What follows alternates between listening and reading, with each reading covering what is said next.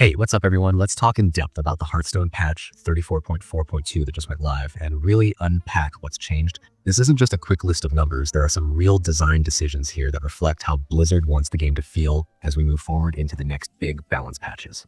So first up, we've got a small but meaningful tweak in standard play. A card that's been on a lot of players' minds is Morchi.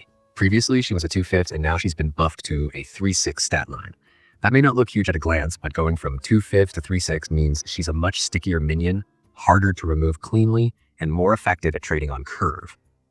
What the developers explained is that they see the meta as pretty stable overall, and they didn't want to shake things up too drastically in this patch. So this small buff was a way to improve Morchi's viability without majorly warping the meta.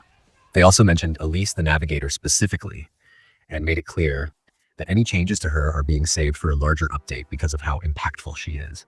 That alone tells you they're being cautious and deliberate here, rather than rushing out heavy-handed balance changes. Shifting gears to Arena, there are a couple of important adjustments that will definitely influence drafting decisions.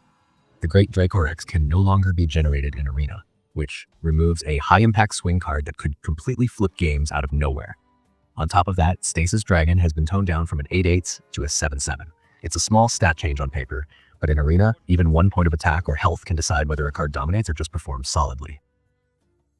Then there's Infinite Wolf, which has gone from costing 3 mana to 4 mana, and is still being kept out of drafts while larger design changes are in progress.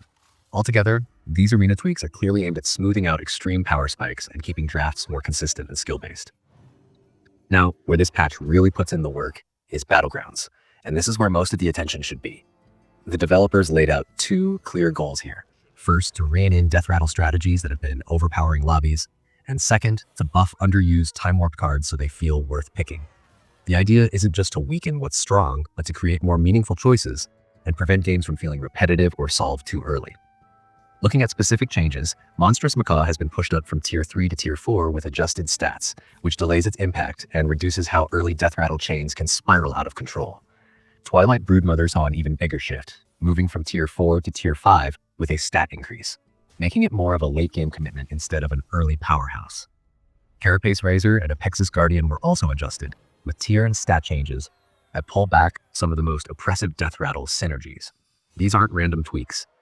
They're targeted moves meant to slow down snowballing while still letting death rattle builds exist as a viable option rather than a dominant one. There were also some notable buffs aimed at breathing life into cards that just weren't seeing enough play. Stun Drake, for example, received a massive stat increase, turning it into a much more threatening option when it shows up.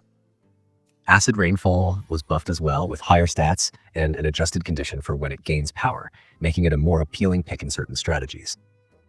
On top of that, wording changes to Profound Thinker and Bluesy Siren mean their generated spells no longer count as spells you cast, which cleans up some awkward interactions and prevents unintended synergies from getting out of hand.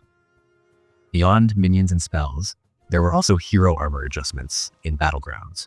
Jim Raynor and Rockanishu both had their armor reduced in solo and duos modes, while the Jailer received a small armor increase. These changes might seem minor, but hero armor directly affects how greedy you can be in the early turns, so even small tweaks here can change how players approach leveling and economy decisions. What's interesting about this patch as a whole is what it says about Blizzard's balance philosophy right now.